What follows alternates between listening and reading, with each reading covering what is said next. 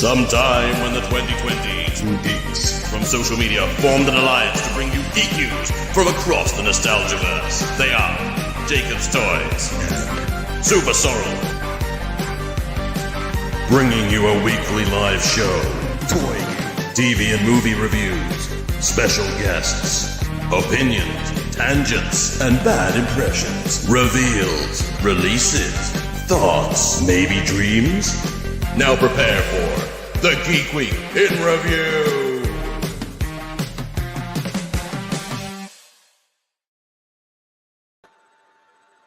Oh, it's Geek Week in Review, episode 122. We're on a different night, so let's just address that straight away before we carry on with everything. It's my birthday next week, and we're actually away tomorrow. So at last minute, I was kind of like, Sorrel, I've just realised I'm not here on Sunday. So we went, you know what? Let's move it forward and do it on a Saturday night, just for giggles, eh? Why not? Yeah. Geek Week in Review, episode 122. So we're going to do something a little bit different this week. If you're watching this on recap, then obviously you can't join in. But if you are here and you're in the chat, hello and welcome. Just give a couple of shout outs. Joby One's there. Tac Toys of Film. And then Studio Clips. Shelley, how you doing? Darth Rock. Jedi Gemini as well. We will get to some of the other comments as well as we go. And of course, give us a follow over on social media. I'm not going to do that because you should know our social media by now because we bang them out every week. We've got a few things to discuss this week. Got a few things to talk about. First up, I'm just going to jump on straight away with this. Tac Toys of Film. SuperSorrell, are you going to be at MCM? I know the answer. No. No, sadly I can't get there this year. It's not. Obviously I'm from up north, and to get down there it'd be like a couple of £100 just to come down and stay over. Up north. So yeah, it's a couple of £100 just to come down and stay over, and no, I can't do that at short notice, so to speak. So no, I won't be there this year, sadly, but Jacob will be, so you can all go bug him instead. Yes. Tac, come say hello if you do see us. I'm going to be up there. I've got a few interviews lined up already. Got a couple more I'm trying to work out at the minute. But we're going to be taking loads of photos and videos and stuff like that, and obviously posting the what is it? The stuff that we get. But we will have a call. I'm going to post one of the interviews. We're going to do one of the interviews on the show next week. So we'll broadcast that as part of the show next week. So keep an eye out for the thumbnail. Yeah, it's been a on-off week. It's been a couple of things, hasn't there? Yeah, and also this is our final show before 10/27, so it'd be cool to kind of do some premonitions as to what we think is gonna happen. Yeah, put some predictions out. We're also going to throw a link in the chat. So what we'll do is we'll throw a link in. Tac said Jada Toys will be at MCM. That's cool. Yeah, so SuperSorrell has thrown a link into the chat. If you want to jump on and chat with us tonight, you are more than welcome. Just follow that link. You won't be put straight away onto the screen, so don't worry about it. You'll be put into a waiting room. And we'll kind of announce who's coming on if anyone wants to jump on and chat with us. Just because this week we're just talking toys, talking reveals. So if you want to jump on and talk with us, then by all means do. Yeah, you can use it on your phone. If you do use it on your phone, it's easier. And if you put headphones in, so there's no back echo, that's the easiest way of doing it. But you don't need to put the camera on if you don't want to show your face and stuff. You can just talk to us via audio. But there is a link in the description. There's a link right now in the chat on the SuperSorrell channel. Jacob, you might want to copy and paste that because we do it simulcast, so it'll appear in your comments as well. Then that's a good point. That is a very good point. Let's have a look. I don't want to delete that. There we go. I put it on the screen, but that's. I'm gonna put it on mine. Yeah. So hang on. Look, just start chatting. I'm just sorting that out. So we have got 10/27, so I'm looking forward to seeing what's coming out, see if there's anything new, any new like projects and things that are coming. Yes, yeah. We've not had a new license IP for a long time. Wow, there we go. Boom, boom, boom, boom. Boom, boom, boom. Yeah. We've not had a new license with Hasbro for a long time. So I'm wondering if there might even be a new license announced or something. Yeah.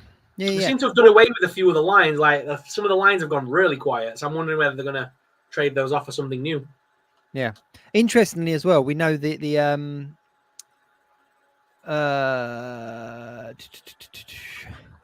Tac Toys. I know Jada Toys are talking to people. Yes, they're one of the ones that I'm kind of waiting on to hear back from. Just because I actually did a Jada Toys review. I did the Optimus Prime remote control car thing a little while back, which was quite cool. But yes, I'm going to talk to them. Interestingly, when we go back to Hasbro, they have a panel at MCM. They do. So there was a lot of kind of back and forth. People weren't sure whether they were going to be there, whether they were going to have a panel or not.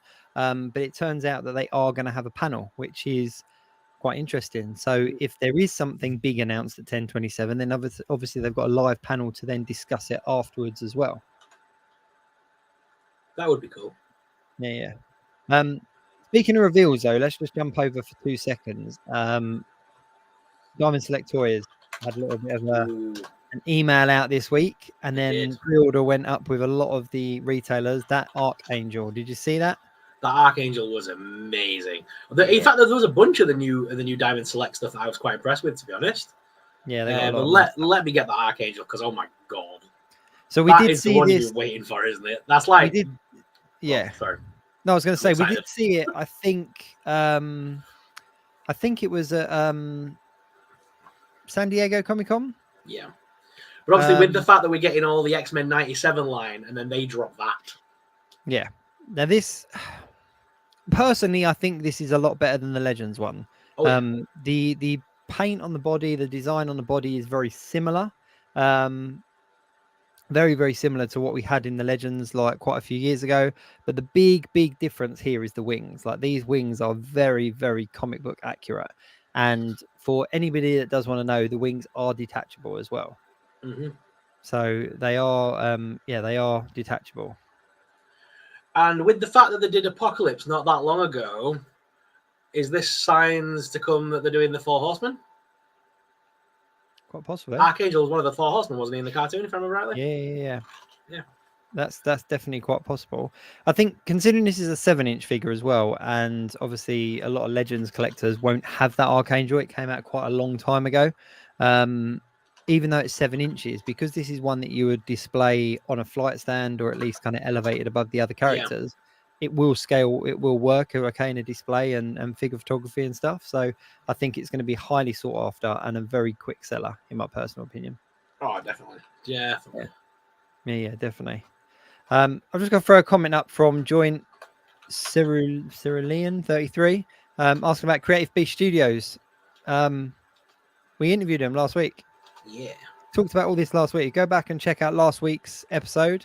There was we did a full kind of half-hour video all about this line. So do go and check that out. Let's talk Giant Man.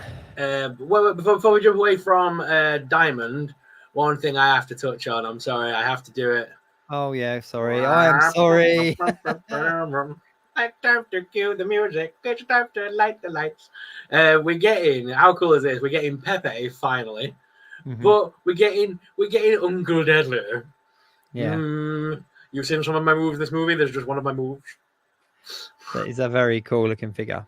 I love Uncle Deadly. He was one of the characters that was like almost like the villain of the Muppets, really, when he was in the Muppets. And he was like when they had Vincent Price on, he was the one that interacted with Vincent Price the most in the whole episode. Yeah, he's just that kind of character, and it's just a cool little. I never thought we would ever see this one again. It did come out a few years ago, like a little ghost, but it's so hard to get now. And I think that was McFarlane, I want to say. But it's so hard to get now. It goes for like 80-90 quid on eBay easily. Wow. So it's great to see the re-released Uncle Deadly, and then we finally get in Pepe as well. We've been needing Pepe for a little while. And it looks to have a little bit of articulation. No articulation in the legs, but at least the arms are all articulated.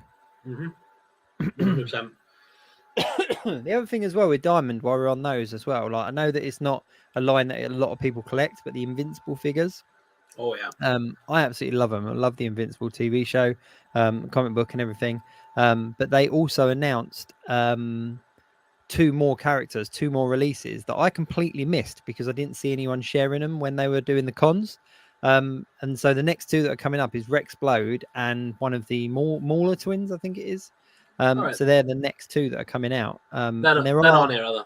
They're not on this. No, list, no, are no. They weren't Alright, on cool. the mail out. No, they were just. I saw them after I spoke to Tom and Sex about them, and they told me they were the two next coming out. And I had a quick Google, and there were a couple of people that got pictures of them and stuff and shared them, but they just weren't shared massively like wide, if that makes sense. So yeah, I was really quite pleased about that. Okay. Yeah. Yeah. For me, Uncle Deadly was the main bit of toy news for me this week. But also, did you see that Werewolf by Night? Yeah. Oh my god, Mondo have smashed that out of the park. Let me get the picture up. Mondo have smashed this out of the park.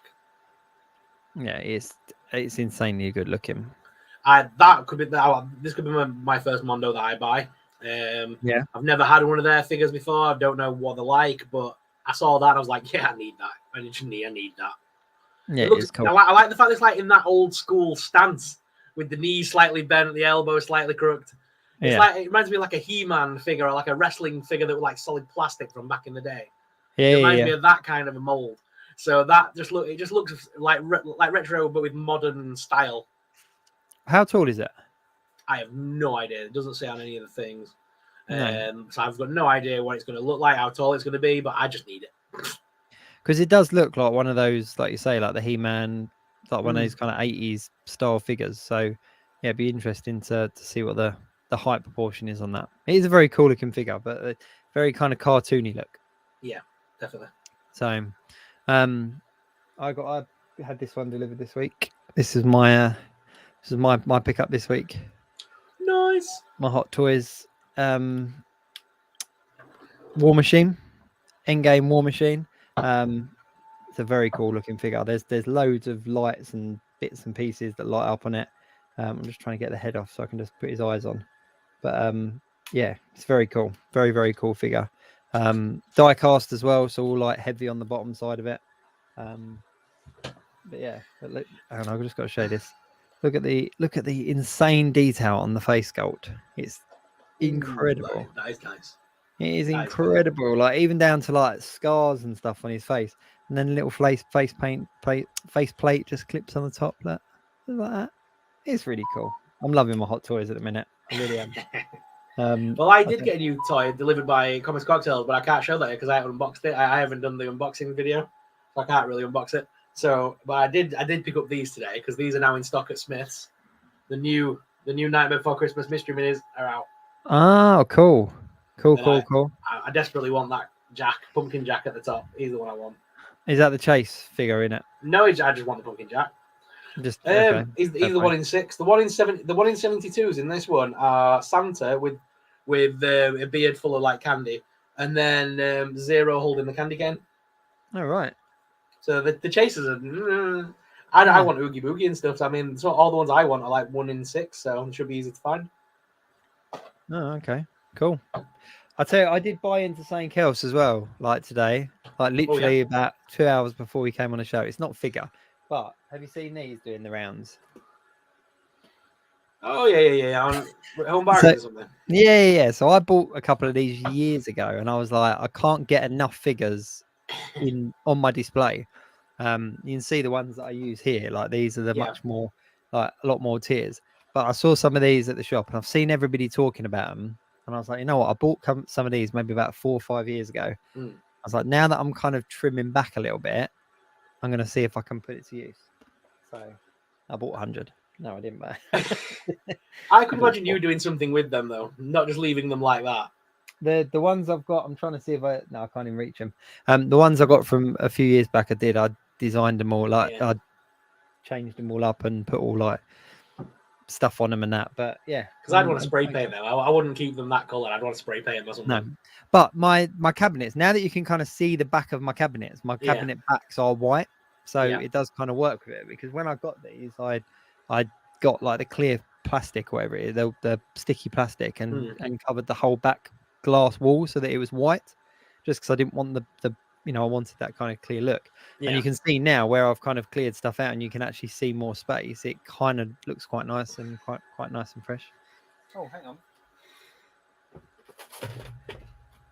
Here's one I did earlier. Hey. Yeah, see, I covered one earlier. This is one of the basic ones I did. But yeah, you can do some stuff with them. I've got five of them now. I just found another one.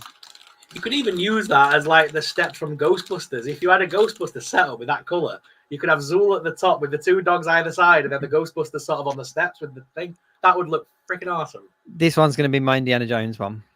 It's going to be my Indiana Jones one. I've got a 1-to-1 scale idol. You seen that one? Did you see the press thing? I've got that coming. Yeah. From Diamond Select, and I'm going to have my Indiana Jones figures around it. So yeah, it's all exciting. All exciting. Let's talk Giant Man for a minute. Let's talk Giant Man for a minute. So the numbers have gone up massively jumped up. About 2,000. Yeah. So they're now, let me have a refresh. They're now sitting on 7,011. 2 days to go. 7,011 backers. So if you refresh that again, it will go up again. But when we were on last, what was it? It was, see, 7,011. Look at that. What was it? It was about 5,000 something, wasn't it? Yeah, it was 5,000 something. It didn't move for a long time. It was like, yeah. I'm sure we did 2 shows and they gained like 100 and something subs because we were like laughing about it on the video. Yeah. But yeah, they've gone up like 2,000. Like there's 2 days left, 2 days and 7 hours and 11 minutes exactly. Like it's within their grasp. It's within their grasp. Do you not think they've just added another, like, if like that's the orders that came in from like Zavi Hong Kong or something? I don't know, but just like some third-party retailers' numbers have now come in, and because it's 2 days to go, and they've just added those numbers on to make it look like there's been a boost. It's funny how it went from deathly silent. Oh look, we've got a new figure coming that could go with it. Oh, we'll back it now. Who's backing it? Yeah, come on. I mean that's the big one, isn't it? They added the Wasp figure, or they didn't add the Wasp figure, but they revealed the Wasp figure. You've got to buy it separately, which is But see, I'm kind of behind it because it's kind of like, you know what, that's not hidden behind a paywall. You know what I mean? Like if anyone wants that Wasp figure, they can pick it up at retail, which is quite cool. But it does complement this HasLab very well. So I can't imagine a $25, £20 figure making a huge difference to somebody's £200 investment. That makes sense? For me, for them to announce that, I think they know they've already passed the mark. I think they've already contacted whoever they've got a third-party retailer with and gone, yeah, we've got 3,000 orders. And they've basically gone, all right, reveal the Van Dien figure, get her out there. And now we've got, we can boost it again to try and get more people on board. There's no way they've released that one figure that complements this without knowing if it backs or not. Because why would they put the effort in to release her without him? Because they go together. Yeah. But they have said that they're going to do a 6-inch version of this as well. Okay. So there is going to be a 6-inch version of Giant Man as well. So we are getting another Avengers wave. We're getting another Avengers like 60th wave almost. Yeah, they said that that's going to count. When they released the Wasp figure, they did say that the Beyond Earth's Mightiest wave is going to carry on into bargain bins. It's going to carry on into 2024, which is odd because it is one of the waves, especially in America. It's been at all the clearance stores, hasn't it? Which is, and even a couple of the retailers over here have started dropping the odd one here and there at a reduced rate. Like I saw the Hulk 2-pack go up on Kapow, I think it was. Well, that's what you get for releasing a 2-pack that would have been about 40 quid a couple of years ago and dropping them at 65. You insane? Yeah, it is a bit mad. It is a bit mad. But yeah, I don't know. I'm still really on the fence on whether this is going to get backed or not. Because look who's got an interview with Hasbro this week. Look who's staying on the fence. I'm only staying on the fence because it's proper awkward, if not, isn't it? Like, listen, I have said, come to the dark side with the horror toys. You can talk all the smack you want then. Listen, I have said, hands up from the beginning, this one is not for me at all. Like, I have got no interest in spending £200 on a massive Giant Man figure. For those 7,011 people that have backed it so far, I really hope another 3,000 people come on board, and for those people, they get it. Like, regardless of greed and money and all that kind of stuff for whoever, for those 7,000 that have invested that £200 in that figure, I really hope that they get it. I really, really do. To be fair, this is the first one that I think is reasonably priced, to be honest. This is the first one that I actually looked at the price and went, that's actually okay for what it is. You know what? I was thinking about this earlier though, right? Because let's talk about hot toys, right? £200 in hot toy money isn't even a hot toy. Yeah. Do you know what I mean? It's like £200 is like a third party hot toy, like what some of the other brands that do like the 1/6 scale figures. So I don't think it's the money. I really don't. But for Marvel Legends collectors who, for a casual collector, will drop £25, £50, dollars, whatever it is, and pick up the odd couple of figures here and there, this is big bucks. Do you know what I mean? Not financially as in they can't afford it, but just like psychologically, it's kind of like, okay, I'm used to buying one thing at $25. Am I going to buy one thing at 200? So I think that there's that kind of psychological level. It's similar to what you used to say about it. Do you know what I mean? Like you wouldn't invest in a HasLab because you could put that money and get, you know, all waiver stuff. 12 videos out of the price of one sort of thing. But yeah, I don't know. I really don't know what the sticking point is with this one. I really don't. It's going to be an interesting couple of days, and if it doesn't fund, it's going to make the interview process on next Saturday a little bit tense because I'm going to have to ask. I can't wait to see that interview. I can't not ask, like, you know, what the plans are moving forward and if there's anything else. But, you know, I don't know. It is an awkward one, isn't it? It is an awkward one. But it's one thing for sure. I don't know if you're involved in any of the kind of international Legends groups or anything like that, but there's a couple where literally every day there's 2 or 3 posts, and some people are going down the real psychological kind of like, come on guys, like let's get behind it, let's do this, let's do that, and then the others are just totally like trolling them, like massively trolling. Every day there's 2 or 3 posts about this thing, and people are really opinionated. Like some people really see it as a personal attack if you're not backing this project. And then, but somebody did make a thing, and they were like, "Oh, it's not a middle finger to Hasbro if you don't back it. The real middle finger would be to back 5 and then pull out at the last minute." And I was like, "Okay, fair point." You know, it's because some of these groups online do make it. It does because you're part of a community, and everyone's like, "Oh yeah, we need to back it and support the product." And then those people that really don't want it are like, "No thanks." But you feel like you get it forced upon you to the point where you feel guilty for not doing it. And I think that's wrong. Yeah, like I said, I'm not for it. I'm 100% not for it. I'm not, like, it's not for me at all, and I've got no shame in saying that.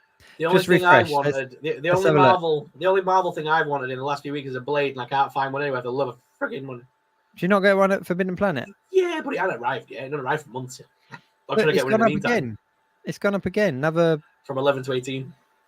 What's that? Wow, another 7 people in just the time that we were talking.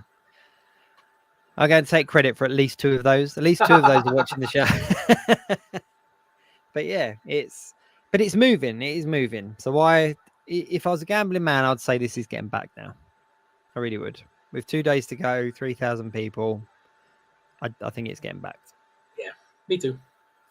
Yeah, which, you know, they've put a lot of work into the marketing side of it.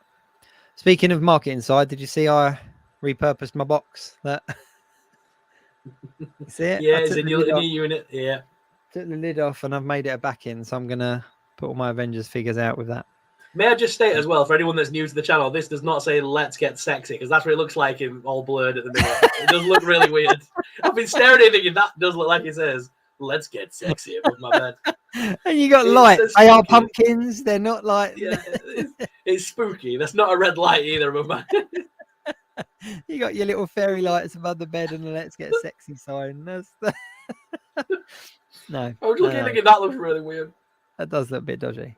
Where are your pumpkins from on the shelf? Are they actual pumpkins or are they toy ones? These ones over here. Yeah. I got those from Asda last year. I got 5 of them. Really? Yeah, I'm sure. They're pretty big.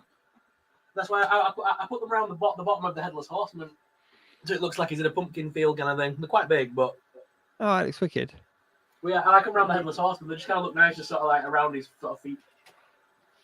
Mate, I'm gonna have to send you over some of my casts. Oh yeah, I've got loads of the little Zyber. I could do with a bunch more, but I've got loads of little ones, and I've got a bunch of skulls now as well. I literally went You need to borrow some of mine to cast because I've got all the. Look. Oh, nice. You need to borrow some of mine to cast because I've got all the ones from all the Michael Myers figures. I've bought every Michael Myers figure to get the different pumpkins now. It's now become like a thing that I need all the pumpkins. So I cast the skull from the Apocalypse figure. Nice. It's just so I've got loads of those that I use for various different things, and you must recognise that. You must recognise what pumpkin that is. That's Jack Skellington, isn't it, from the NBC one? Yeah. So I made like a ton of them, and just painted them up, and they look really cool together. That's wicked. That one fits on Legends bodies. Any 6-inch major figure can sit that. It's only a basic plug thing, so it fits like 2 different styles of figures, which is nice. That was the one that came with the Grim Reaper figure from what they're called. Summit Studio. I can't remember his name now. That Grim Reaper one that I got. There's a pirate one as well. They're all skeletons. Oh yeah, I remember. I can't remember the name off the top of my head now. I've got a bunch of them because I've bought like every pumpkin now from NECA. I've bought every Halloween figure. I've got all the pumpkins. Do they all come with a pumpkin? They're all different as well. Every cool. one is different. So, like the one from Halloween 2, you can open it up and it's got the skull inside and everything. Oh, nice. Yeah, no, I just went a bit crazy. I think it's probably about last year actually, around Halloween time, and I was like, I need a bunch of pumpkins to go with my Green Goblin, and yeah, took it from there. Yeah, were you not in the Marvel Legends group that year that I bought all the Santa hats and sent them out to people? Yeah, mate, I've been in them Legends groups for. Because I remember that year that I found this like seller on Amazon that was selling them at it was like 100 little Santa hats for like 40 quid. And basically everyone were buying them off me for peanuts. They were like 2 and 3 quid here and there for like 20, 30 hats. Wow. It was ridiculous. But yeah, it was they were all little 6-inch scale hats. Yeah, I remember those. I do remember those actually. Speaking of accessories, like clearing out a lot of my Legends, I've got so many accessories to clear out now, and I don't know how to do it properly. I don't know whether I just throw everything on as like a bundle. So like I've been selling all my figures off, but then it dawned on me the other day. I have got all the bits for them somewhere. You know, spare hands, heads, bits. And I'm thinking when I finally do get rid of every Legend and every Black Series figure, I'm gonna have an abundance of these random heads that I can't use on anything else. Yeah. I need to separate like the NECA ones, the ones that I'm keeping, from the ones that I can ditch, kind of thing. Yeah, you're the same as me. I've got loads of little baskets everywhere. Like that's literally like all male heads. Are you separated them like that? Okay. Yeah. So I've done like, you can't see to the left of me, but it is like just to the left of me. I've literally got boxes like that. I've got male heads, female heads, handguns, big guns, coats, effect pieces, shields, like random bits. I've got like a box for gliders, a box. See, I wish I did something like that. I've just got a box that says heads, and it's every head in there from every figure range. A box for hands and a box for accessories. This is my favorite box at times, just because if I can get it out without everything falling down. This is my box of animals. I've just got like a random box of animals, but in there, of course, I've put in Kermit. Kermit the Frog here. But yeah, just like really random, like 1/6 scale animals, which just don't know. I don't know why he's in there. That's not really an animal, is it? But yeah, really random animals. But yeah, I've just got to clear it out. I mean, it was getting to the point where I was just getting frustrated because I was like, you know what? I've just got so like as much space as I've got kind of display. I've got half of that just of boxes of stuff, and I'm like, if I got rid of a lot of this, I could display more. So yeah, that was kind of my thinking. It's frustrating, but it's my MCU collection as well. That's the bit where I'm kind of struggling a bit because obviously a lot of Hot Toys are MCU. They're like, you know, Marvel Studios and stuff, but I've got so much MCU Legends and I don't know how many to keep and how many to get rid of. When I finally broke it down, because I was like, I always said to myself, oh, I love all these Black Series and I love having all my Legends. When I finally broke it down to what figures do I want actually, like, which ones do I actually have an affinity towards, it was barely any of the Legends and Black Series. Like I'm a big Star Wars guy, but even I was like, I don't particularly need all these versions of them on the shelf. I don't need it. But then I couldn't bear to part with like Scream, Leatherface, Jason, Freddy, because there's not as many of them. Like, but there's like 50 Luke Skywalkers. I can jump back into Star Wars at any point and get myself a hand Luke Leia very quickly and easily. Yeah. Whereas if you jump into NECA now, trying to get hold of a Freddy for anything less than about 50 to 60 quid is ridiculous. Yeah. So I mean, see, that's what kind of swung me with Hot Toys as well, is that there's a list of characters that I want to have. So I've kind of got the list that I want to have, but because they are higher priced, I can't just pick them all up in one go. They are kind of like, I need to be selective with what I'm choosing. But then it crosses over into so many other franchises that, for example, like David from Lost Boys, like I'll 100% be getting that because I can then have like a cabinet cube that's just dedicated to Lost Boys, and then have David kind of in the center, similar to what I've done with like Moon Knight here. I've already planned where David's going on my collection. I've already planned it. I've got this space here behind Sam next to the 212 inches. I'm going to attach him. I can't do this. I'm going to attach him to the top of the cabinet and have him doing the hanging. You know, the hanging one. That's where his feet are hooked on. Yeah. I'm going to hang him from the top of the cabinet, basically upside down. That would be very cool. So you'll just see him hanging there in the bat form, like his bat form. Yeah, it's just a definite one. But because of that, like I can cross over into those other formats, you know. Yeah. And I've got a whole bunch of Lord of the Rings figures from Diamond Select that I can now have a dedicated space to, like Lord of the Rings. So I'm kind of branching more out into other properties. Yeah, I kind of wish I jumped on there with Diamond, because they are a damn good collection out there. When you look at them all together, like you've nearly got the Fellowship now, haven't you? You've nearly got the whole Fellowship. You've got Boromir now. Yeah, there's two more I need. I need Aragon, and I think it's one of the orcs or goblins or something that they released. Two parts of the Sauron Build-A-Figure, and then I've got him as well. Aragon's not that hard to find, you know. He's quite easy to get hold of. Yeah. But they're such nice figures. Yeah, cool. We got a guest waiting, Sorrel. Ooh. Should we bring him in? Yeah, who is it? Joey-Wan. Joey-Wan! Let's bring him in. Say hello. How are we What's doing? Up, guys? Joey-Wan, how we doing? Good. Thanks for jumping on. Yeah, absolutely, man. I been watching for like 2 years, so it's nice to finally get to chat with you guys. Yeah, nice. Man. Impressive collection behind you there, bud. Oh yes, it's not bad, you know. Largely influenced by our friend SuperSorrell up there. Over the years picking up figures, I would I'd be interested in a figure. I'd hit up Google or YouTube and search to see if Sorrell had a review to go see if I really wanted to get the figure or not. So it's really cool to be here chatting with y'all, man. It's really neat.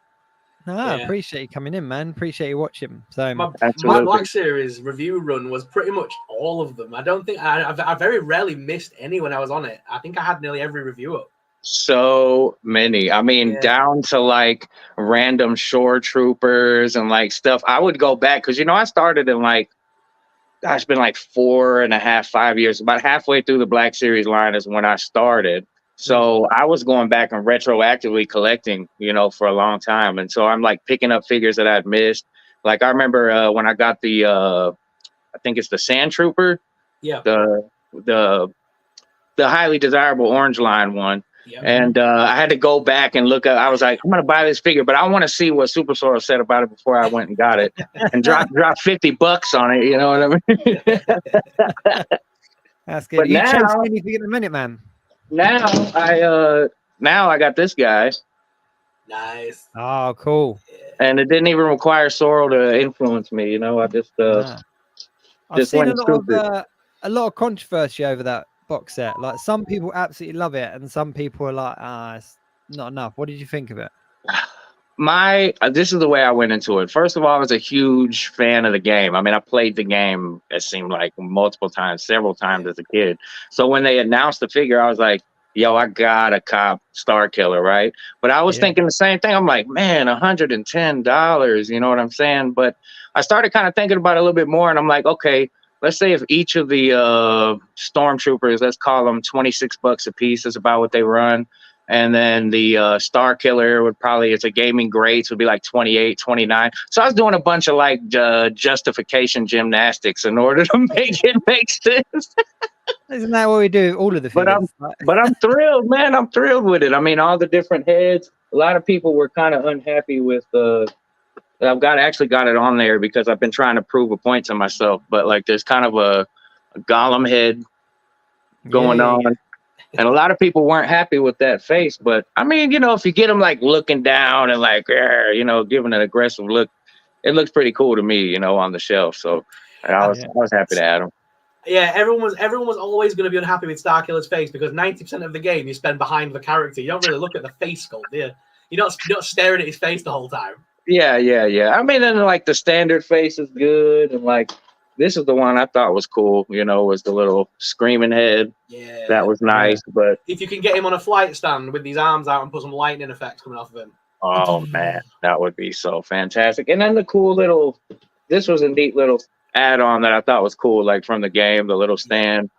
You know, some neat pieces. This was kind of one of the more awkward ones, a little force push, you know. It's all right, but it's like heavy, so it just droops. Yeah, that's repurposed from a legend, isn't it? Yeah, it looks like a trumpet.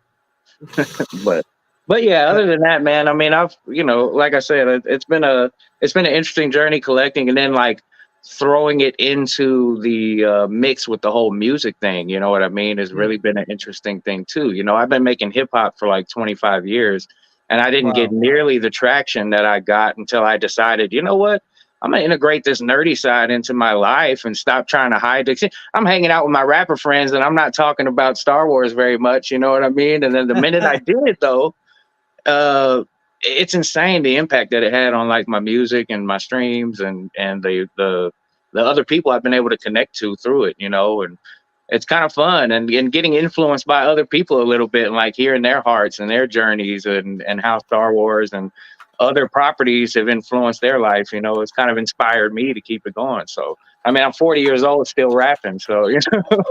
Nice, man, nice. Funny, because I did an interview with Taboo like a few years back from the Black Eyed Peas, and he was the same. Like, he's a massive geek, like into his action figures, his comics, and everything like that. And he said that, you know, they have like influence from all the figures and stuff like that, which is it's really cool. Just to, you know, there's loads of people in different like circles that integrate into this geeky nerdy stuff, which is, and I had no idea. I thought this was like something I had to keep like, oh man, if they find out I'm a nerd, man, they're gonna beat me up at the club or something next time I go to a show.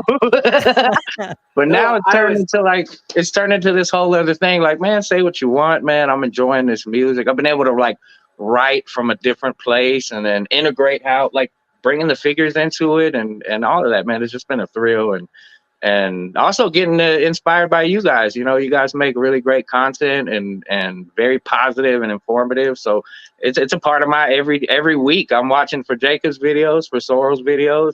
I'm looking for them. So I appreciate that. It makes a difference. It makes a real difference, man. No, I appreciate that. That's cool. That's cool. That's how me and Sorrell met though, years ago, like through the groups, and it was one of those ones that you just kind of got chatting and like, who's this guy? Who's this guy? And that's how it starts. It's how it starts. Yeah, got really a shout out cool. to Bethany. Bethany's back in the chat. Hey, nice to see you, Bethany. And it did flag up a little while ago. Shelley said about Sorrell being the main reason that she's skint. Because he's influencing the plastic crack addiction, not because he's like, you know, twisting her arm for money or stuff like that. Like, that's all good. But no, it's all good. Andy's not here, but he'd be saying the same. Andy messages me about 3 times a day going, please stop putting reviews online. Yeah, like I collect almost exclusively Black Series, but because of SuperSorrell, I picked up the Ronin Turtles, the last Ronin Turtles. And they're fantastic figures. Like, I would have never even looked twice at them, but I had seen your reviews, and then I walked through Target, saw them, and I was like, I have to get this. I have to get this. The one thing that's going to drag me back to that line is this next year in 2024 when they release the Ghost version of the other Turtles to put with the Ronin. When the other 3 Turtles come out as ghosts, oh my God, I'm there for that. Oh my, yeah. Time your horror though, like you can just have Ghost Turtles on your shelf. Yeah, that works. That works.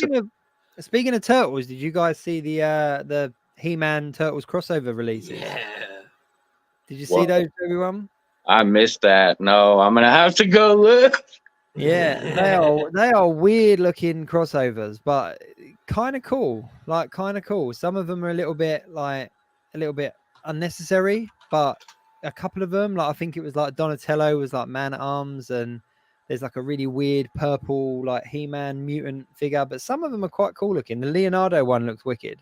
Yeah, I'll have to go look into that. I love the Turtles. I love the fact that it was like a play on Daredevil and all that stuff. So like I tell people that at work sometimes or around, we get to talking about geek stuff and they'll, like, oh yeah, man, this has connection to Daredevil. They're like, what? I'm like, think about it, man. Stick, Splinter, like, come on, man. The sewers in New York, and come on. Yeah. That always cracks me up, man. Whenever people, being in the know and then revealing that information to people always cracks me up. Yeah, there it is. That's the Donatello Man at Arms one. Well, so they are based on like characters from He-Man, aren't they? So you've got Yeah, like yeah. Man at Arms, He-Man stuff. So yeah, they are based on kind of something at least. But I mean, no, the actual Man at Arms though, the only change I can see is he's got a turtle on a shell. He's got a shell. Yeah, he's got a shell now, and He-Man's now a little mutant. bit pointless. Man, but they hit the nostalgia so hard with those, man, and the packaging and everything. It just, I'm looking at them going, man, if I see those in store, I might. I really want to get a lineup of turtles for my collection now. But it's difficult because like I really like the Law Subjects ones like that. I think they look really awesome, like the ones that they've released recently. But then after seeing that Teenage Mutant Ninja Turtle Mutant Mayhem film, I'm kind of like, do I want to get those ones? There's something really cool about like that new look of turtles. Oh yeah, it's very fresh. I mean, a lot of people are resistant to those changes, for the same reason. Some of the old stuff kind of touches on nostalgia, and if you don't see it exactly the way you remember it, some people get a little thrown off by that.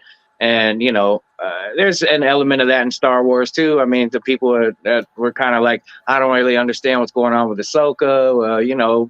Maybe they didn't watch Rebels or maybe they didn't watch Clone Wars, but it doesn't really touch on the same notes that it needed to for them. But I'm one of those ones. I grew up with the Turtles. I grew up with all of it. So when I see it, even when it's refreshed, even when it's kind of new and redone, it does something different for me. I mean, a lot of the sequel Star Wars movies, people, there's a lot of controversy about that. But I went into it watching them like open, and I wasn't really like just dead set. And I remember how much hate the prequels got. And, it's the same thing with these types of relaunches and reboots and changes. Like, if you're open to it and you're open-minded, as long as it's not terrible writing, I'm sure it's going to be fine, What I want to do is I want to get one of these figures and take all the arm pieces off because they all look like they're removable. And it'd be cool to see how the turtle physically looks proportionally without all the armor pieces, because that could be a cool lineup of like buffed up turtles. I think they're gonna look weird, man. Like Battletoads. Did you like they look like Battletoads with the small waist and the big chest? Oh my goodness, Battletoads. Yeah. It's interesting what you're saying now about like the nostalgia element though, Joby One, because like I had the same argument with a lot of my friends when those the new trilogy of Star Wars films came out, because everyone hated on Kylo Ren. Like they absolutely hated on Kylo Ren. But for my kids, he was the new Darth Vader. Do you know what I mean? Oh, yeah. He was to me he was to them what Darth Vader was to me. And watching them watch the films and kind of, do you know what I mean, in that respect. And that's why I'm really excited for X-Men 97 to come out, because everything is like a reboot or a rebrand, and the new generations are kind of like, well, this is my Turtles or this is my Star Wars, whatever. But with X-Men 97, they are giving us a reboot of something that continues from back in the day. Yeah. And it'll be really interesting to see how those kind of lines of generation, because X-Men cartoons, we haven't had a decent X-Men animated show for a couple of years now, for quite a few years. So a lot of the kids, and especially for like my kids, they haven't got like a go-to X-Men animation, and the animated show is too old. Even though you can watch it all on like streaming sites and stuff, it's still outdated and it looks old. It's dated. Yeah. But I just recently rewatched it too, and I mean, like the story and the themes and all that stuff are there. But I mean, trying to imagine a young person nowadays trying to dive into it and really get into it, it would be a challenge, But I think that the lines are close enough together with this X-Men 97 stuff that we're going to get a whole new generation kind of jumping on board with it and then going back and watching all of that stuff again. So I'm really excited for that. When I rewatched, when Disney Plus put X-Men on for the first time, when I went back and rewatched it, I don't remember it being that dramatic from as when being a child. I don't remember it being that over the top. I'm like, we gotta stop Storm before she goes over the river. Hey, some of those themes. But then you remember 10 seconds later, hang on, she can fly. Yeah. There was some of the elements of that X-Men series were very deep too. I mean, the segregationist messages and like some of the stuff that was like, as a kid, I remember even then I wasn't fully picking up on that. And then going back and kind of remembering it or seeing reruns on TV and going, I don't remember that being so deep and heavy, man. Some of the episodes have been edited for modern audiences. That like they've renamed. There's like these like episode 2 or 3 where they're in that facility when you first see like Mystique and a couple of the other ones that you see later on. It's where you first see them, isn't it? And they're in a mutant. What do they call it nowadays? In it, they were something like the mutant encasement facility because in the original episode it was called the mutants. Slave camp or something weird. It was called something like that. They're like, you can't say that now. So it was again like going back to. I spoke to Cal Dodd, who's like the voice of Wolverine, like probably about a year ago now, and I was talking to him about like some of the favorite episodes that he did to voice and stuff, and he was talking about one where with Nightcrawler, and there was like a really deep-seated kind of like religious thing for Wolverine and how he was in church and had the Bible and he cried and all that kind of stuff. And I was interviewing him at the time and I'm like, yeah, that's great. And I'm thinking, I don't remember that episode like being that deep. And I went back and rewatched it and I was like, what? How did this go over my head as a kid? Like some of them were deep. I agree with that.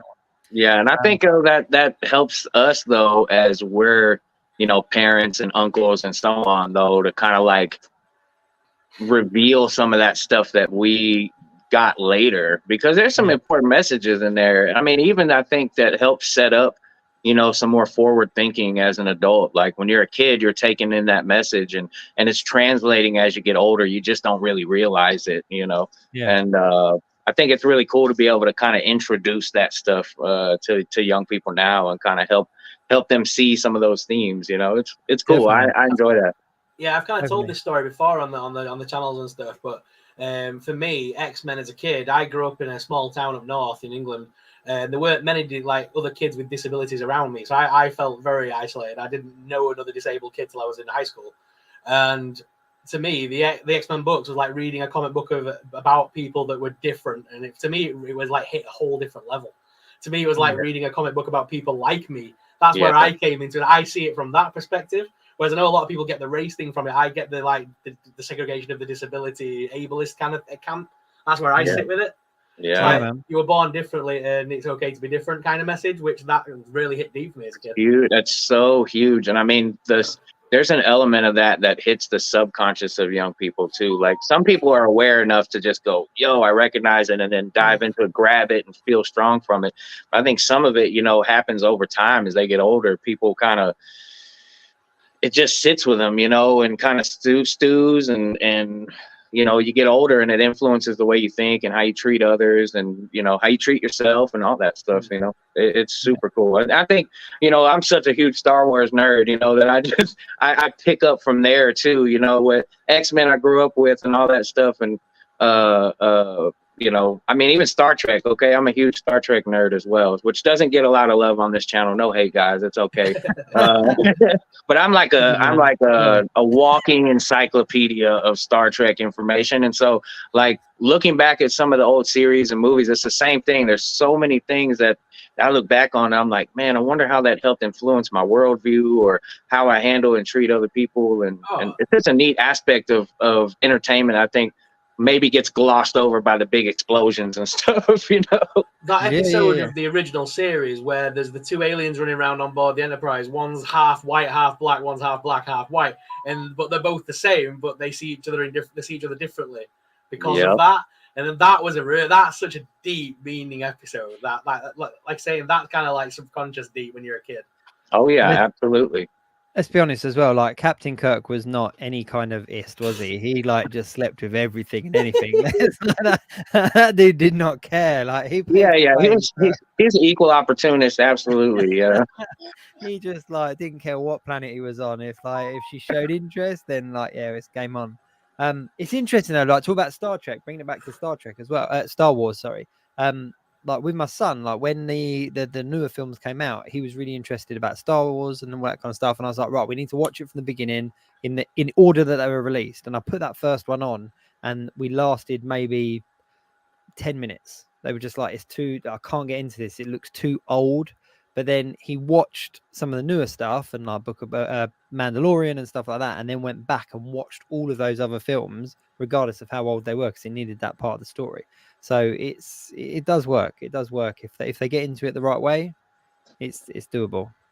Yeah, I try to do the same, like introducing new fans, and like my lady had never seen any of the Star Wars, and we kind of made I never really watched Harry Potter, and so we kind of made a pact, like, all right, okay, Joby, one, we're gonna have to cut you off there now,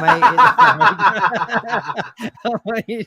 You can't come on this show and say you've not watched Harry Potter. Like, come on. But hey, I finally have. She made me go through it, and I did my part first, you know, as a good man should. I watched all the Harry Potter movies with her. I kind of got hooked after like the second movie. The first two were a little, but towards the end of the second one, I started kind of really getting into it. By the third one, I was fully invested, and like, you know what I mean? I like really started understanding what was going on, and that kind of similar thing happened with her in Star Wars. You know, I introduced her to the newer stuff a little bit first, and she fell in love with B2 Emo. Oddly enough, she thought that was the coolest little character, and that helped give me a little inroad. You know. Yeah, for me, Harry Potter, if I rewatch Harry Potter, I skip 1, 2, and 3. I jump in at Goblet of Fire onwards. That's the original movies now are just so terrible, aren't they? When you look back, there's like, I know the kids, but then you look back and you go, oh my god, is this where it started? Just old films. Hermione Granger forgets her line in the first film. Do you know that? When they're walking in for the first time, she goes, I read about that in Hogwarts history. It's in the final cut of the movie. She says history, and then sort of tilts her head to one side and she says it. And she looks off camera. That's cool. They left it in there. That's cool. There's loads of little ones in the first couple of films because they weren't actors. Well, they were just kids that got chosen to be in it. They weren't actors. Yeah. Do you not remember the hype though? I remember them going around the schools looking for people. I remember the people coming to schools to look for kids in England for that. The hype was real over here. Like there was it was all on the news and everything, and there was people queuing for hours to kind of audition and kind of. It was insane, absolutely insane. Like I was clearly one of the fat kids that were looking for Neville Longbottom, clearly because I had the voice and everything. Yeah. We lost Harry tonight. He's still with us. The only Yorkshire character in all of Harry Potter. I was just a little bit old for it at the time, but the hype was real. Like people wanted in on that film. I mean, I didn't read the books until like I've not really fully read. Return your British card now. I've not completed a single Harry Potter book. I'm going to admit that now. I watched all the movies, but I've not read I've not completed a single book. But yeah, so I kind of got on the bandwagon a little bit late. So when they were all like, there was all this like big deal about like this movie coming out, and I was like, what? Think about wizards? No, I don't care about that. I was into Highlander and stuff like. Do you know what I mean? I was like, give me the audition info for that. Yeah, so me and you grew up with films like Starship Troopers and then trying to feed us Harry Potter at that young age. Like, no, I've seen worse. No, man. Yeah, I guess that's true. Like when they came out, I remember kind of being in that same mindset of being like, maybe I was already too old. But that's the same thought process that kept me from watching Clone Wars and Rebels until like 3 years ago. And then realizing how crazy I was for not having watched those cartoons because I was like, oh, I don't watch animated stuff. I'm too good for animation. And now I can't get enough of it. You know what I mean? Now I watch Clone Wars. Oftentimes it's just what's going on in the background at my house, you know? Yeah. It's always these things that always show up the age difference between me and Jacob a little bit. And there's not much age difference in it, but it's a few years. But there's always that, like you say, you felt you were 12 Harry Potter, whereas I was about 12 when Harry Potter came out. So I remember going to the cinema being hyped for it. Same with Clone Wars. I remember seeing the first Clone Wars movie in the Clone Wars the TV one. I remember seeing the movie version of that in the theaters with my little brother. That was the first film I took my little brother to see at the cinema. Oh wow! I remember that to this day. But yeah, I was like a few years younger than Jacob, so I was like I was the right audience age, I suppose, for them. Yeah, I think I was like 16 or 17-ish whenever Harry Potter came out, and I was like at that point where, you know, I was really into to Blade and Lord of the Rings. And honestly, you would think there'd be an easy correlation to go like, oh, you like Lord of the Rings, you should be able to watch Harry Potter and enjoy it. But I think I looked at it like, oh, that's like Lord of the Rings for kids or something. You know what I mean? And I just didn't grasp until I finally like watched it. Got past that second movie and I was like, dude, this is crazy. What? I couldn't believe it. What Harry Potter did, though, which was beautiful, was that they started off with like at my age, when I was 12 and I saw the first film and I loved it. And then they kept getting, as the kids got older, the stories got maturer and darker. So by the time the last one came out and I was already a grown adult, I could still watch the film and felt like it was a continuation of that story. You know what I mean? It didn't feel like I got too old for Harry Potter. It grew up with you, which I think was the cool part about it. So smart on their part too, because they're basically people got to grow up with their characters that they loved reading about, or maybe they read the first couple of books or something when the movies are coming out. And then you get to go see these movies with kids your age and they're the protagonists and whatnot. I mean, that's just super cool. That was very smart on their part. Very smart. I was actually working out in America when they were announcing the films and stuff, like early 2000s. And all the people I was with were like massively hyped about Harry Potter and didn't understand that I didn't know about it as a Brit. And I was kind of like, listen, we're living in an age where we've just had Spider-Man on the screen and they've now announced a new Superman film coming out. Like, I'm not bothered about this kid wizard. Exactly. These superheroes are back. Like, don't talk to me about some little wizard. Like, I don't care about that. And but the truth of the matter is, like, in my like late teenage brain, I'm thinking, you know, like, this is so childish compared to Spider-Man, like not realizing how close those things really are to each other in terms of like the content and the quality of it and all that stuff, just because my perception was that it was for kids, you know. And man, I've certainly changed on that. I love Clone Wars and Rebels. They're like some of my favorite stuff now. And so and animation has become something that I'm not resistant to, and it's weird, like all of this collecting and all of this stuff, and has the you guys channel on YouTube always kind of played a role in helping me kind of reconnect with my inner child and not feel like I gotta be tough all the time, if that makes sense. You know, it's coming from a very tough environment and around a lot of very tough people, you know, and it's crazy though, because now I'm like easier, or I won't say easier to accept, but I feel like I can be myself and not have to worry about being accepted, if that makes sense. You know, I don't have to hold up some show or anything. I can show up and I can have a chain on with an action figure hanging from it to do a hip hop show. And what are they going to say? You know, what are they going to say? When Rebels came out, it hit different for me again, because they're like, when Rebels came out, my daughter had just been born, literally just been born, and it was that story of Kanan and Ezra, and obviously I become a father for the first time. I accept the responsibility of raising this human being, and then like that's I know it's weird, it's a different kind of thing, but that hit home, like trying to raise a Jedi. I remember I've got videos of her when she was like 2 years old, stood in front of the screen with a lightsaber trying to fight Darth Vader through the screen. Oh, that's cute. She grew up with Star Wars with me because I was heavily into it at that point. So she grew up loving Star Wars, and she still does. She's a massive Star Wars nerd now. That is amazing. That's so cool, man. Like, and it's cool that these franchises and these things, like something that, I mean, I know it's meant for money. I know it's meant so that way, you know, Lucasfilm, now Disney or whatever, and all these people can make money, and Marvel and all these guys. But it also has another element of like bringing people together, bringing families together, bringing communities of people together to either enjoy something wildly or argue about, you know, who would win out of, you know, Darth Vader and Superman, or, you know, like those kinds of questions, which are, you know, hilarious debates always at work anyway. Like, oh, Superman would totally beat up Goku. What do you mean? Like, I always love those conversations. That's always cool.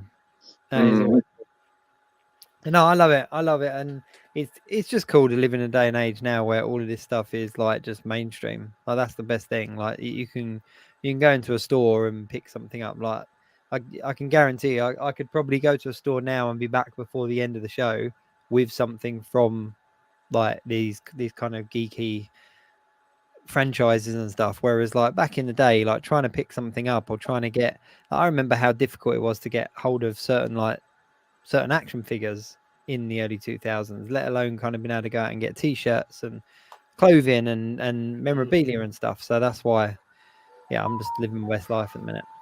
Yeah, it's like picking up early on. I remember like getting, because when I was a kid, the Star Wars toys on the shelves were the Power of the Force and Power of the Force 2 lines, and like those kind of 3 3/4 inch different, limited articulation, but like some really cool figures. And I remember then, like, kind of, because back then, I really couldn't afford to get a lot of stuff, but I get one or two and just be like, oh my gosh.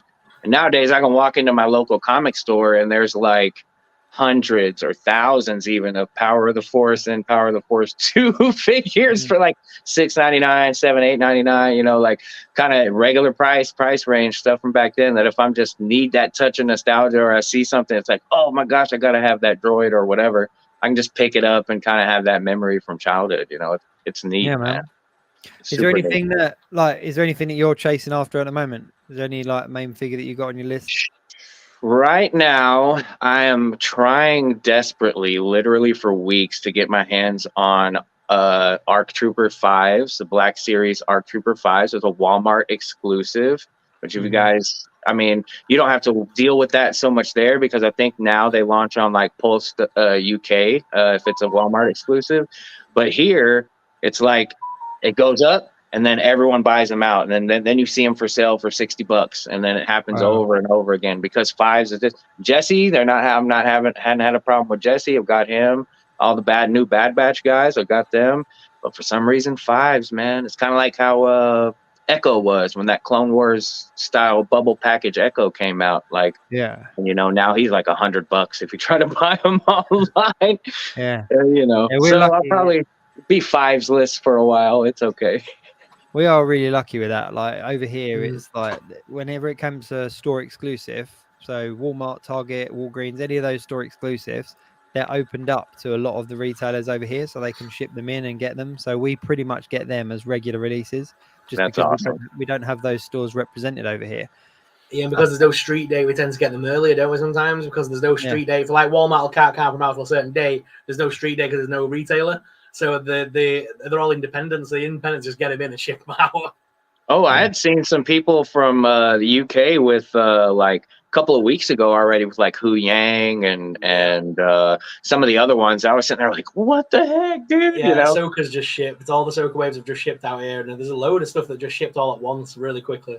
Yeah, and that's the other thing, man. Hasbro's for Black Series anyway. It just seems like an endless money pit for the last, and then we're coming into the holidays right now, and it's like since June or July, it seems like I'm buying like 5 to 8 figures almost a month, just to try and like keep up with the ones. I'm not buying quite that many. It's probably an exaggeration, but you know what I mean? It seems like wave hits.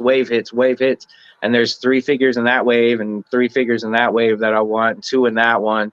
And, and everything's dropping all at the same time. So, and then leading into Christmas, it's like, oh, well, there's going to be a few more coming out ahead of the holidays. And oh my gosh. So, no Christmas presents this year. No. Doomed Custom said there, Walmart and Target exclusives are impossible. I'm not sure whereabouts you're based, Doomed. I'm guessing maybe stateside, because obviously that would make them impossible. But even for us over here, like going back only a couple of years, like going back to that Walgreens Fantastic Four wave that came out, like that was near impossible to get your hands on. Like people were paying stupid money to get those figures. And even now, like the Silver Surfer in that wave is like gold dust. Like, people pay big bucks for that one, because I was lucky enough to be out on holiday on vacation in the States at the time, and I managed to pick them all up. But yeah, they were incredibly difficult because they weren't shipped over here. So, and then recently, I don't know if you guys saw anything about that, but there was this whole I don't want to shout out the channel because I don't want to, make them angry, but there was this not local, but a YouTuber who also has he's a toy retailer, and he announced like all these they're coming back out. I swear they're coming back out. And they're like all these archives and re-releases of old figures like Anakin and a bunch of other ones that are in high demand, Rex and a bunch of other ones. And then I guess like it was partially true because of this and that, but everyone, I was so hyped because I missed out on that Anakin. I missed out on that original Rex that's now like $100 or $120, and several others. That announcement came, we're all hyped up, and then we got helmet and another helmet and another. Like the helmets came out, we're all kind of sitting on our hands waiting to see if these figures will drop. But you know, I don't know if people. I don't know if I people think say they'll that drop. stuff to like create hype, Mm. or if they have information and then maybe he ticked off the people and he wasn't supposed to say it, or like I don't know. I think the Anakin and that will come back, but it will come back in an Ahsoka packaging box. But I think it will come Yeah. back because he Okay. featured in it. And they did that whole flashback scene. There's no way they're not going to cash in on releasing a Hayden Christian figure one more time because Yeah, I would he's think always so sought after. He sells out so quick. They'll release him again. I would think so, because that, the archive one even goes for, over $100. And now that they've got him in a new media, maybe we can get like an updated face or head sculpt. I was thinking they'll probably use the old archive head, the one that everyone likes, and put that on the blue Clone Wars body to make it the live action version. And they'll just ship that bad boy out. Yeah, you're probably right. They'll just recast it to fit the new mold and bang, Yeah. gone.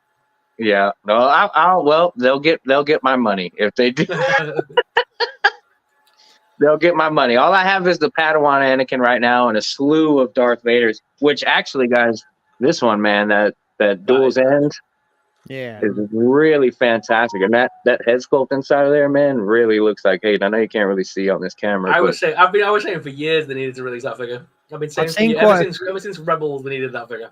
Yeah, I've seen a few people though take that figure, like take the helmet apart, and there's like a full face sculpt inside. Like it's a fully sculpted head, which is to be expected. To be perfectly honest with you, but it's cool that they did that. I mean, that gave me hope, kind of like what Sorrell was saying. Like maybe we'll get another like new Anakin for all of us collectors that maybe either came in a little bit late, or like me when it dropped, I was thinking, oh, it's Anakin. They're probably going to release 100 Anakins. Man, he's probably the most popular character. Nope. I was so wrong. Got a bunch of Boba Fett's though, guys. Got like 72 Boba Fett's in here. No. Doomed Customs just said in the chat as well, did you pick up the Force Unleashed 3-pack Pulse exclusive? That's the one that we're talking about, isn't it? That we talked about a little while back. Yeah, with the Star Killer and the so Joby one's got it. We were discussing that a minute ago. I didn't pick it up because I was too far out of the Black Series game, but it's one of them figures that like I think that however they released that, it was going to do well because it was such a sought after character. It's like it's one of those figures that the collectors community have been asking for years and years and years, and I'm surprised it's taken them this long. I don't think it will be just a Pulse exclusive. I'm sure that they will then release that as a single card, whether it's a archive line or something like that. They will release him again now that they've got the sculpt in and the and whatnot. But yeah, I think like I said a minute ago, I think it looked like a really good. From what I heard, they're gonna do a mainline release of them, like basic, like $28 version with his just single saber kind of thing. Wasn't it in the Force Unleashed 2 when you could have, there was like the white cloaked one and the dark cloaked one? Is that Force Unleashed 2 that we had that?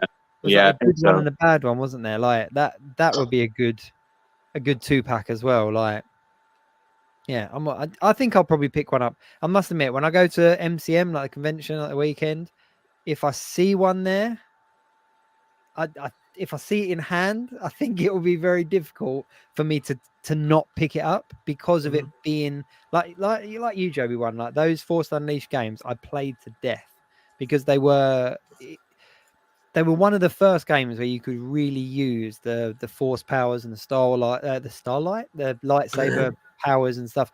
Like we had the other, like the old Republic games and stuff like that, but there was something very different about the Force Unleashed. And I think you look at the new games now, like the what's the main one now that we play? Like Jedi Survivor and all that. Survivor, yeah. I play that and I just see Force Unleashed. Now, I mean, it's the same type of gameplay.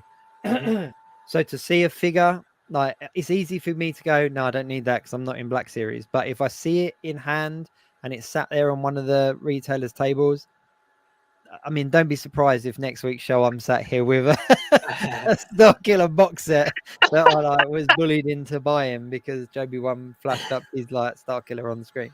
You know, I gotta flex that thing every chance I get. I am a hip hop artist. You know, we like to flash and all that stuff. So man. my version of that is like really cool action figures. So Oh man, that's it. You do that. You do that. That's cool. Yeah, we're just gonna say as well, Doom Customs. Thank you very much for the $10 donation, man. Really appreciate it.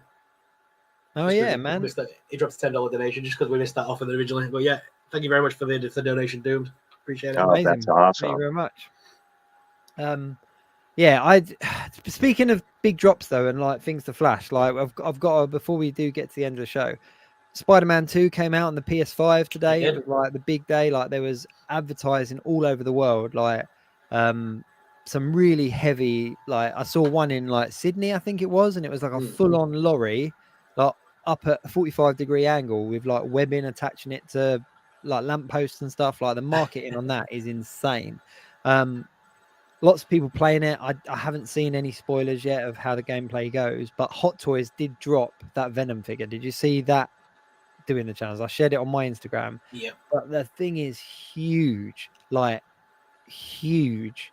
It's like twice the size of a Hot Toy figure. Like you got my thing here. It's like this big, like insane, absolutely insane looking figure. And yeah, I'm kind of debating putting my pre-order in for it. I'm not gonna lie, and I haven't even played the game yet. I haven't even played the game yet, but I'm like, that's a massive Venom Hot Toys figure. Like, yeah, I think I'm gonna have to get behind that.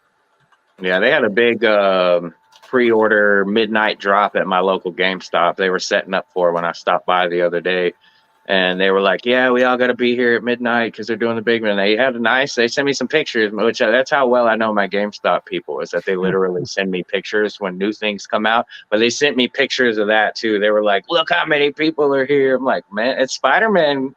That dude's gonna sell until we're long gone, man. That is Spider-Man. That's one of the most successful, best franchises in all of nerd and geekdom, man. It's Spider-Man." Hands down. I need to pick up a PS5 though in order to play it. I was like, I couldn't justify buying a new console this close to Christmas that wasn't for my kids. I was just kind of like, I can't drop like 500 quid on a console this close to Christmas just for a game. Like my wife's amazing, but I don't think I'd be able to swing that one. Like, but you know, sharesies. It's sharesies, you know. Yeah, hands down. Hands down. Oh, that's funny.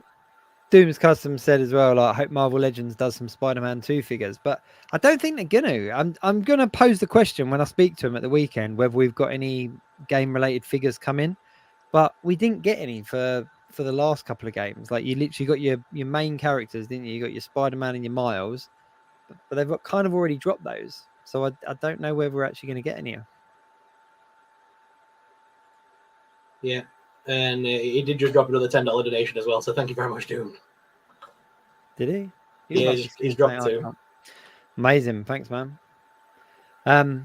Cool. Do you want to move on to anything else before we finish up? Because we've got about 15 minutes before the end. Yeah. So for me, I was just going to say, let's talk about 1027. What do we want to see from 1027? Yeah. Joby One, you're more than welcome to stick around until the end of the show. It's totally up to you, my friend.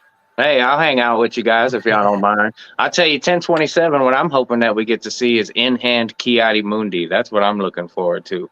If I could see that in hand, I'd be happy with 1027's everything else they talk about. Amazing. I don't know what I'm expecting, to be fair. There isn't. Yeah, I genuinely don't know what I'm kind of looking for.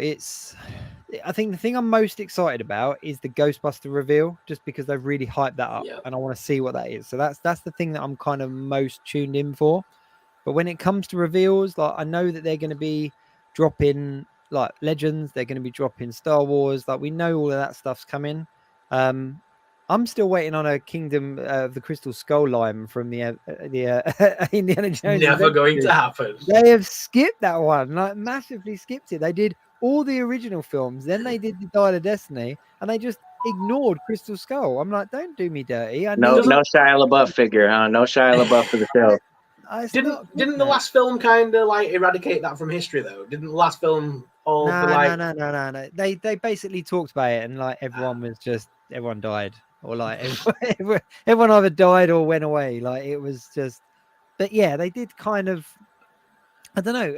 I'm annoyed that they skipped over it because I'm like. So Sorry, go on. Sorry. No, I just like for a completionist, it's like I've got 4 Indiana Jones figures now for my Indiana Jones collection, but there was 5 films, so I need that 5th one.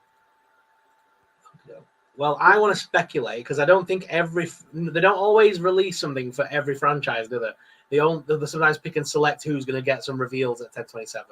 So Yeah. I'm going to speculate. I've just shared a little screen. You can see that I've highlighted here at the bottom the hashtags that they've used on their 1027 announcement. They didn't put Power Rangers. The ones that they've used is hashtag Transformers, hashtag G.I. Joe, hashtag Marvel, hashtag Star Wars, hashtag Ghostbusters. So might not be any Power Rangers announcements this time. They seem to have gone for Ghostbusters. Doesn't look like we're going to get Indiana Jones either. So Transformers, G.I. Joe, Marvel, Star Wars, Ghostbusters is probably your safe bet as to where they're sticking with this one. I mean, they're your 4 big ones, and Oh, yeah. Ghostbusters, obviously, they've... Excuse me. Yeah, they're your 4 big ones for Hasbro, being Transformers with the main one, Star Wars, G.I. Joe, and Marvel as well. And then Ghostbusters obviously have something being revealed, which is... yeah. Maybe Ecto 1 or what? I don't know. I really don't know. I think it would be a massive, like... considering the HasLab failed, that was a car for Marvel, if they release a car as a HasLab for something else and it blows up, I just think that would be a massive middle finger to another department. But I don't know. I genuinely don't know. What was the Marvel? They did the Ghost Rider, right? The Ghost Rider car, and that failed. Massively, yeah. It didn't even ignite. Excuse the pun. Like, it's like that one did not ignite. But as far as Ghostbusters is concerned, I actually have no idea. Like, and that's what I'm most excited for, is the fact that they're teasing something that I actually can't predict, or that there's been no real hint towards. Other than it's a big one. Yeah, Could be their like their base or whatever, you know. I'm hoping so. That like we just said this last week. Like, That's right. The Kenner Classics Firehouse would be amazing. Yeah, that would be awesome. Like maybe it opens up and it has the pole and all that stuff. That'd be cool. And it would just cross over with so many. Like, they could release that, and your G.I. Joe fans would back it because your G.I. Joes could go in it. Your Marvel fans would back it. Like, what if they made it slightly bigger and made it so that it went with the 6-inch Plasma Series ones instead of the Kenner Classics? Make it slightly a bit bigger scale, and so you could stick the Plasma Series figures in there. Yeah, that's it. That's it. It's so it'll be like in the style of, but something new. Yeah. Doom Customs comes in with another $10 donation. Another $10, Doom. Thank you very much, man. He said no doubt it's a 1/12 scale Ecto that would blow up, but a 1/1 scale trap would make sense, to be fair. To go with the pack and everything. The pack. But if you remember rightly, the pack came out without the rod. So it was like a pack. You had to buy the rod separately. So the trap, yeah, I mean, that would be cool, but I don't know. I'm really hoping it's a firehouse. Like, there's a mass, because I would get on board with that. Like, you could work that with, you could work that in with so many of the different brands. You really could. Yeah, that's what I mean. If I haven't backed or picked up not a single HasLab yet, but if they revealed that, I might be interested in starting an entire Ghostbusters collection, because I was growing up, I was an insane Ghostbusters fan as a young kid. And so that's the one thing that would turn me to picking up something other than Black Series, you know, that they could advertise, you know, not you guys, not that I don't need y'all's help, you know, you already got me picking up other stuff. But you know, if I saw that and I saw, you know, they revealed that, I'd be hyped over that. I'd be wanting to pick it up, and I'm sure I'd use it for all sorts of stuff, but I'd want to start a Ghostbusters collection picking that up. That'd be neat. If it was the car, if it was the trap, probably not. But if it was the firehouse, I'll have to go have a conversation with my lady about Christmas, you know. Yeah, hands down. I don't want to jump like too ahead as well, but 10/27 is obviously on the 27th. And on the 28th, I've got an interview with the Ghostbusters team, or like at least the representatives from the Ghostbusters team at Hasbro. So whatever it is, my questions are all going to be written on the 27th. Like, Oh, it's cool. going to be so cool. So I should have an interview, maybe for next week's show, just about that 1027 drop. So I'm really hoping it's something big. I really do. I hope it's something that's like that keeps people hyped and stuff. But to be excited about a HasLab announcement is cool as well. It's like it's quite fresh, it's quite fun. But like Marvel wise, like I don't know. There's not even kind of anything that I'm that excited about. That like there's no kind of big movie property that's coming out or anything like that we don't know about. Maybe they'll reveal some more No Way Home figures to complement the ones that they've already released. That would be quite cool. But there's nothing kind of that I feel like I'm desperate for. Whereas the Ghostbusters reveal, I'm anticipating. I'm looking forward to it. But Yeah. Y'all enjoying Loki so far? Yeah, Sorrell's not watched it, have you, mate? I watched episode 1. I watched 10 minutes of episode 2 and fell asleep. So I skipped it. I've been watching it. We haven't really been discussing it on the week because it's just it's good. I'm enjoying it. It's just a nice continuation, but I just hope they don't drain it. Do you know what I mean? I hope it doesn't ruin the genius that was the first series. Yeah, my big draw is just trying to figure out what they're gonna do about He Who Remains. That's the one thing we have said. Yeah, that's the one thing that we have mentioned is because there's so much. We know there's so much going on with the actors outside of what we see on screen. It kind of taints what you're seeing because you kind of know that his numbers up a little bit, or that it's not going to be pushed as much as it might have been a couple of years ago. So, and it is difficult whenever an actor is on the screen and they're also in the mainstream like news media and stuff, it does taint the stuff that you're watching because you're looking at that person as the person as opposed to the character. And I think no matter how good of a performer they are, and he is a very good performer, there's no two ways about that, but you're still looking at him as a person. Do you know what I mean? Yeah. Yeah, it's hard not to think of him in his real life skin as opposed to being He Who Remains, because all you're thinking about is what they're talking about in the news, you know. Which is that's part of what's making me watch, is that I just want to see what can they come up with, because I think they were pretty heavily invested in him being the majorly bad guy for this coming up phase of Marvel, you know. Yeah. See, I'm still on that thing of I don't see him as a threat. In episode 3, they killed him off again. You know, they were like they showed his corpse and stuff. He's dead. So yeah, I mean, they keep showing him as dead rather than alive, kicking ass around the universe.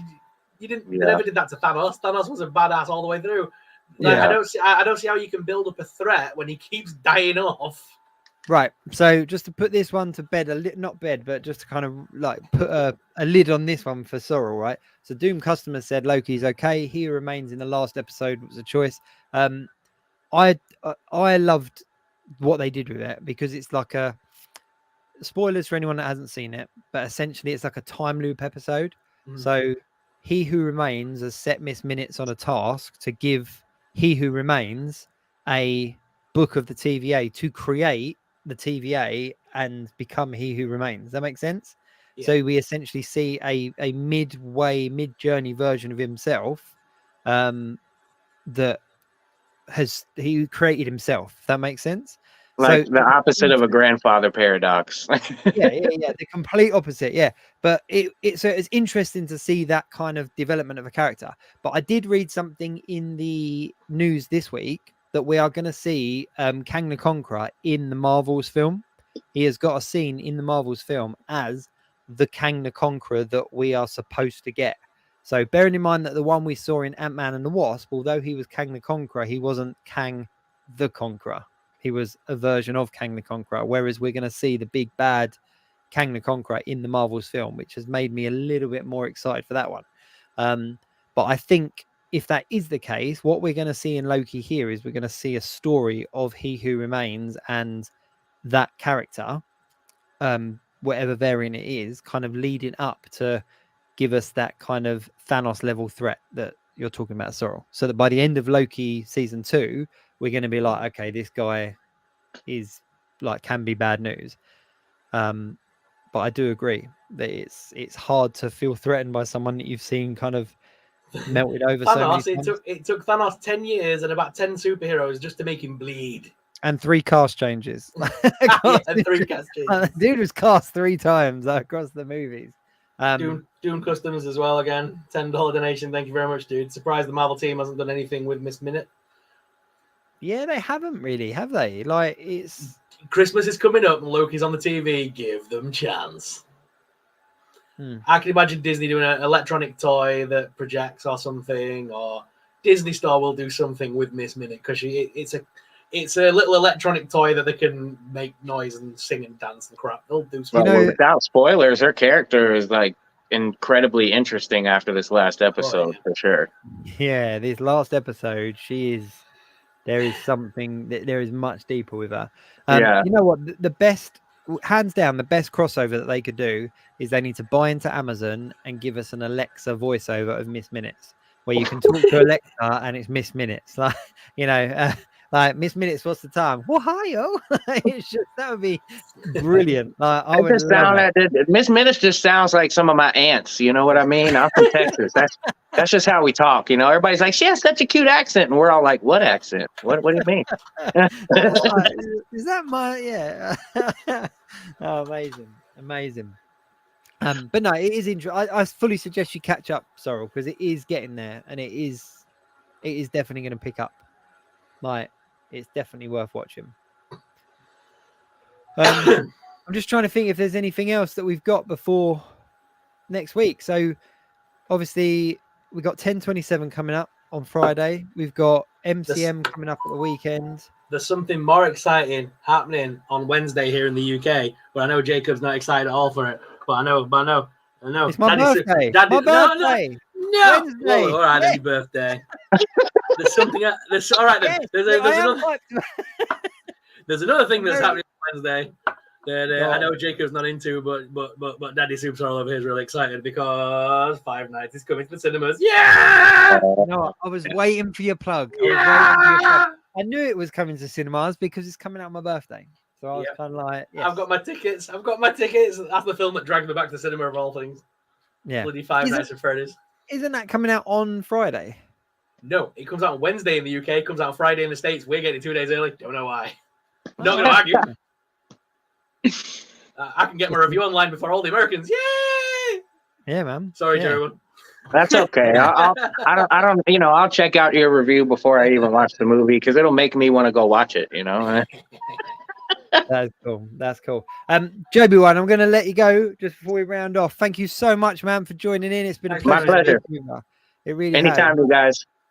Yeah. We'll grab you again for another week. It's been good talking to you, my friend. Sounds good, man. May the force be with y'all. You too, buddy. Speak to you soon. That was cool. Joby One as a guest. I do apologize if anyone else was trying to join in because we were chatting to Joby One and I didn't even keep an eye on the other links. So if you were trying to tune in, I do apologize. We'll do another one of these where you can jump on. But yeah, that's cool. Doomed Customs, thank you so much for your donations on the show, man. It's very much appreciated. We really do appreciate it. And thank you everyone for jumping on with comments and stuff as well. Again, just having Joby One on, I missed some of the comments that were going along, so we do apologize. But this was a bit of an out there show because we went out on a Saturday night instead of a Sunday night. We will be back to regular viewing times next week on a Sunday, and we will be having an exclusive look at one of my interviews. And depending on the 10/27 release, the Ghostbuster release, it'll either be with the Ghostbuster team or the Marvel team, or maybe just somebody else I've met down there on the way. So, yeah, all good. Sorry, is there anything you want to throw in? I say, well, we've had Joey B1 on the show. I say I can't speak. I say next week Shelley jumps on. Come on, Shelley. Come on, Shelley. Your turn. Your turn, Shelley. or Andy. Andy's there as well. Or even Bethany. Bethany's back. Yeah, Bethany's back. But no, if any of you guys have Joey One, if you're there still, buddy. Andy H. That was Joby One, not Ryan. No, Ryan's gone. Ryan's not here anymore. Ryan's actually in New York. He said that with a bit of sting in his voice. That Ryan's not here anymore. Don't No, speak Ryan- his name.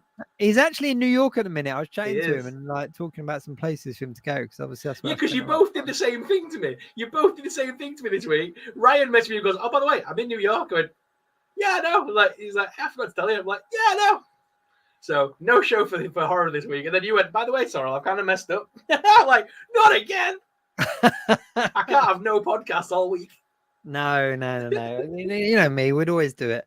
But yeah, so yeah, we got Five Nights at Freddy coming out. We got Five Nights at Freddy's coming out. We've got 10/27. Obviously, we've got Loki and all the other TV that's on.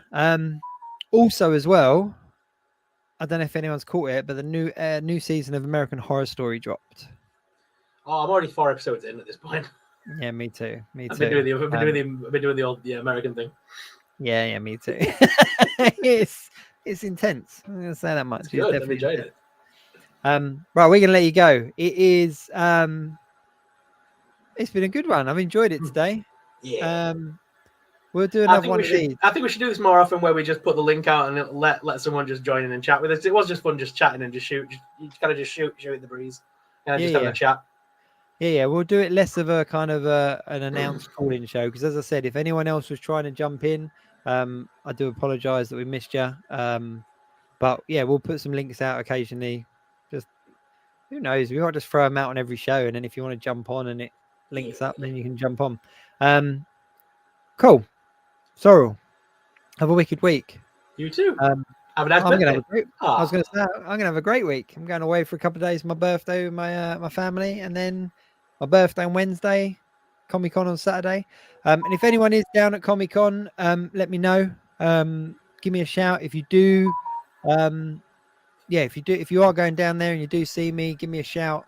Say hello. I'm going to be doing my best to kind of catch up with people while I'm down there. Shelley's got it. A new spot on the show. Meet a Geek. Meet a Geek. Doing customs. Thank you very much. Yeah, cool. Let's do it. Comments. There you go. Oh, Dan Who right at the end. See you Saturday. Yes, my friend. We've been chatting. We'll catch up Saturday. Cool. Right, Sorrel. I'll speak to you in a week, mate. You will, bud. Speak to you all soon. Thanks very much, everyone. Until next time. Keep it geek.